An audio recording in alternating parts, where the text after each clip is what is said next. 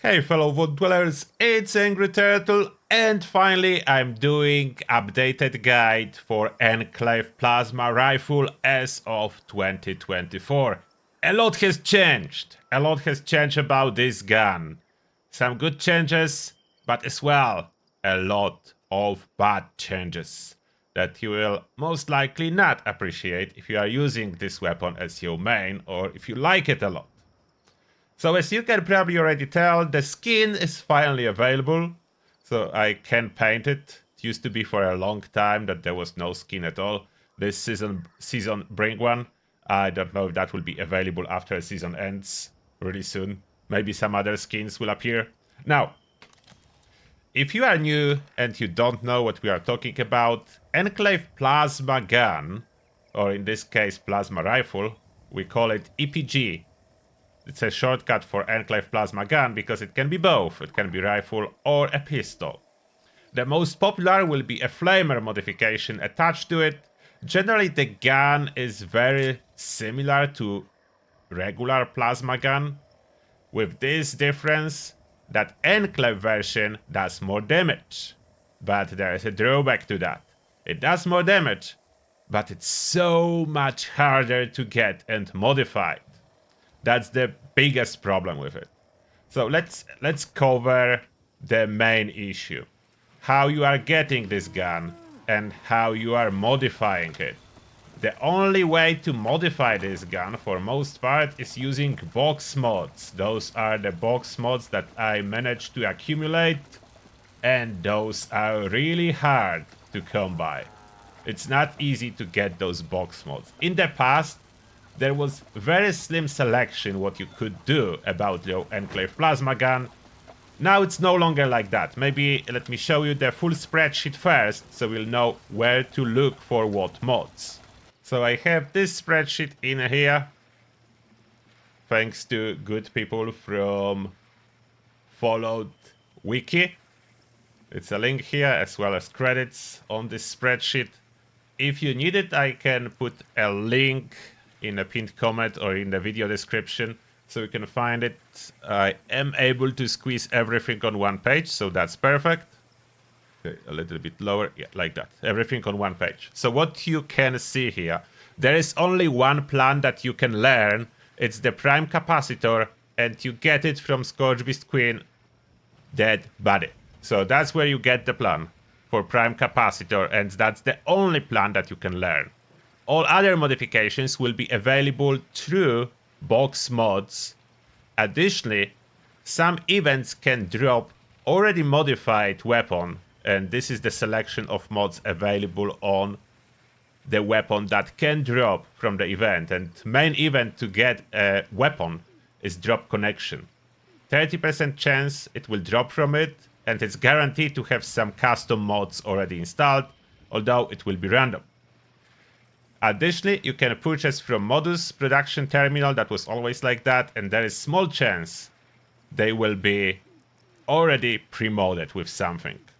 But most important mods you will need to get in form of box mods. For example, if you want to get calibrated capacitor that I'm trying to get for 2 months and cannot, you can only purchase it in form of box mod. You have listed on this spreadsheet the primary region that it can drop from. And now back to the game maps. All those vendors like Watoga Station, the Super Duper Mart, or here Berkeley Springs, those 3 vendors are the best to look for mods, but not limited to it.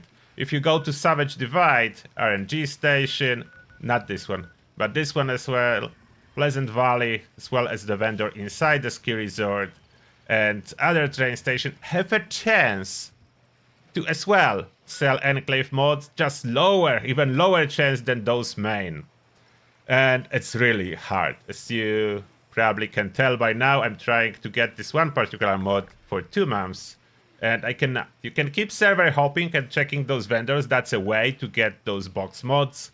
It's very tedious. What I was doing, I was just, every time I joined a server, I was checking all those main vendors. So usually every day, 1 to 2 times, I visited Watoga and Berkeley.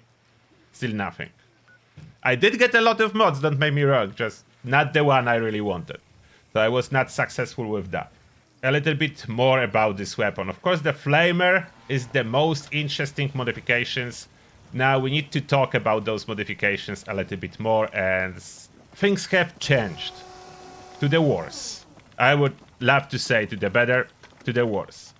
So, first thing first. As you can notice, in the past, Prime Capacitor was giving way better damage, especially energy damage. It was multiplicative bonus. It is no more. So that's why I'm looking for Calibrated to get a boss fighting weapon. But we'll be talking about the boss fighting capabilities in a separate video, as that's another long topic. So let's focus on weapon guide and its standard performance. Now, Prime is still the best for the raw damage output, which is good, because that's the one capacitor that we can learn. Only one can be learned. I have several other modifications. Now, there is a complication, I mean nerf, that happens with Flamer barrels. All Flamer barrels override AP cost. So basically, it's fixed at 30. It was possible to reduce the AP cost. No more. It fixed at 30. Which is really bad. As well, it will override the ammo capacity to 300. So even if I put a capacitor that's supposed to increase by 20%, it will not be affected. So it's not good. It's not good. The price, AP cost, greatly increased. And only thing that can reduce it, legendary effect, less AP cost. That's the only thing that can affect the AP cost of a Flamer. So it doesn't matter if I have a line, which used to be perfect, as a line was the cheapest. It doesn't matter anymore. I can have a line and nothing. It will not reduce the AP cost. I can put reflex sight on it like this one has. It doesn't affect AP cost. As you can see, if I scroll over other mods, AP cost remains the same, which means my reflex sight is a dead mod, which is bad. Then if I change to grip, that was another way to reduce the AP cost. The pistol was much lower AP cost. It's still nothing. All Flamer combinations are fixed at 30 AP cost, which is a nerf. So two nerfs have happened. First, Prime is no longer a really nice damage boost like it used to be, and Flamer received a penalty of fixed 30 AP cost. It's still amazing for a use case without VATS, and it's still possible to use with VATS with a lot of coffee consumption or birthday cake slices, whatever you have. I have those producers that fit my supply, so I have this birthday cake and coffee machine to resupply my AP, refresh stuff. I do plan to refresh the guide about action points and regeneration, everything, but spamming this item allows you to keep attacking in VATS and doing the critical attack damage. Now, how well does it perform currently? I do strongly recommend Vampire, although if you are looking for boss killer, I have Blooded with crit damage. That's amazing boss killer. And I have it equipped with Recon Scope because it doesn't matter, it doesn't affect my AP cost. So I can have whatever scope now.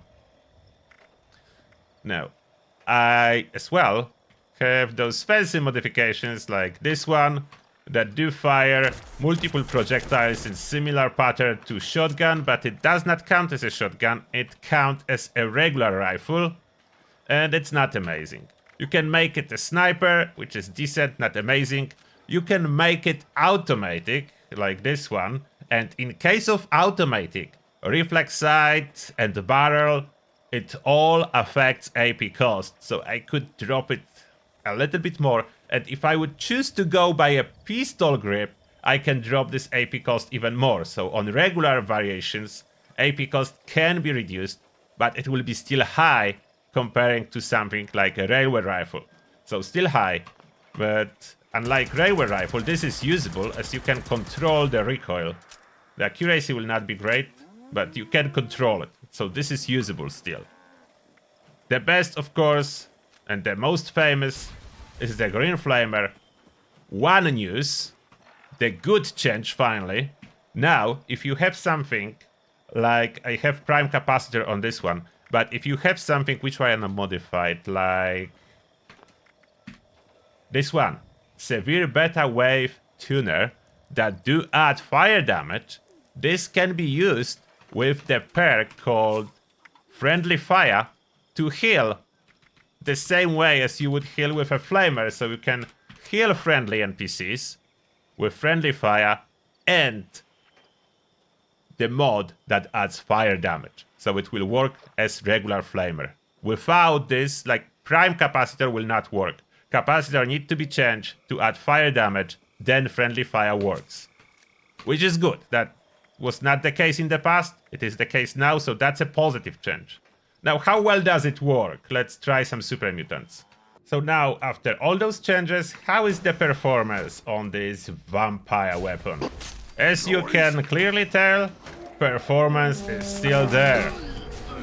Oh, 3-star Durgo, awesome.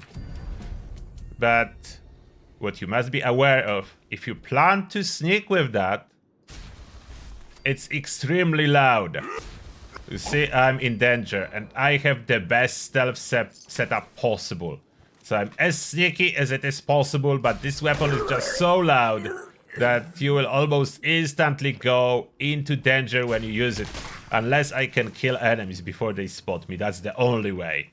But it's extremely loud, one of the loudest weapons for the enemy detection. Therefore, sneaking is not really an option. You can have like 1-2 opening shots from a stealth, but then you will get detected, no matter what. Like, instant danger with the best possible stealth setup, chameleon unyielding mix, high agility, sneak perks equipped. It's impossible. Sneaking with this gun is impossible. But the damage is here. The damage is really good. Now, if you wonder, after all those changes, how quickly my AP will be draining if I attempt to use VATS, I have 290 AP in my pool at this moment. If I attempt to use VATS, as you can see after one enemy, I have no AP. So, no. It's not easy to use with VATS. It's harder than it was. It wasn't as hard to use it in VATS as it is now.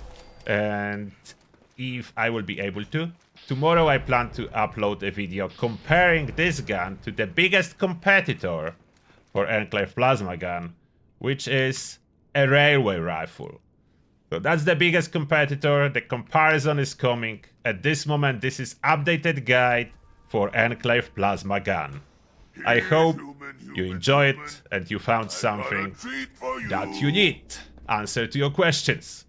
And that being said, thank you all for watching and see you all in the next one.